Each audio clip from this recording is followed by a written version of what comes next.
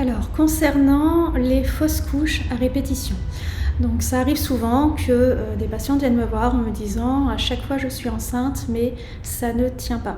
Donc ça va lâcher à 2 semaines, 3 semaines, 4 semaines, 6 semaines de grossesse et à chaque fois c'est la même chose. Donc en médecine chinoise c'est quelque chose qui se traite très bien. Il va y avoir plusieurs choses qui peuvent... Il y a plusieurs choses qui peuvent faire en sorte qu'une grossesse ne tient pas. Le corps, c'est un petit peu comme une voiture. Déjà, dans un premier temps, il faut que la batterie soit pleine. Si la batterie est déchargée, la voiture n'avance pas. Donc parfois, on a des femmes qui sont trop fatiguées, l'énergie n'est pas suffisante pour supporter une grossesse. Et donc, parfois la grossesse ne prend pas, parce que le corps de toute façon est trop fatigué. Et parfois, ça prend, mais du coup, ça ne tient pas.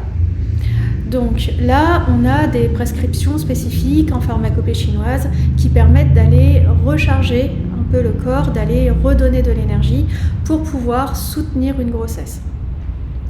On peut aussi avoir une autre problématique sur les fausses couches, c'est-à-dire qu'on peut avoir dans l'utérus ce qu'on appelle en médecine chinoise une stagnation au niveau de l'utérus.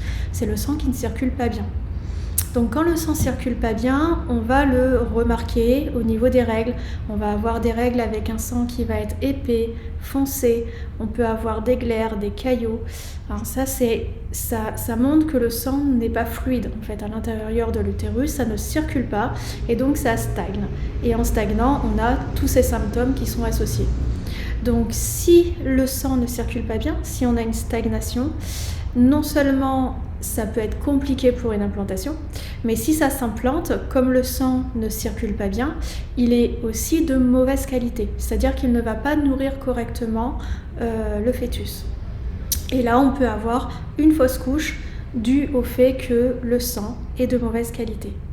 Donc là encore, on va travailler, moi je travaille sur 3 cycles au moins avant de démarrer le bébé.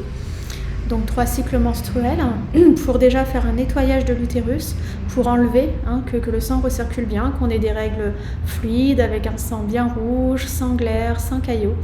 Et une fois qu'on en est là, on va travailler avec d'autres plantes qui vont permettre de régénérer le corps et de soutenir la grossesse.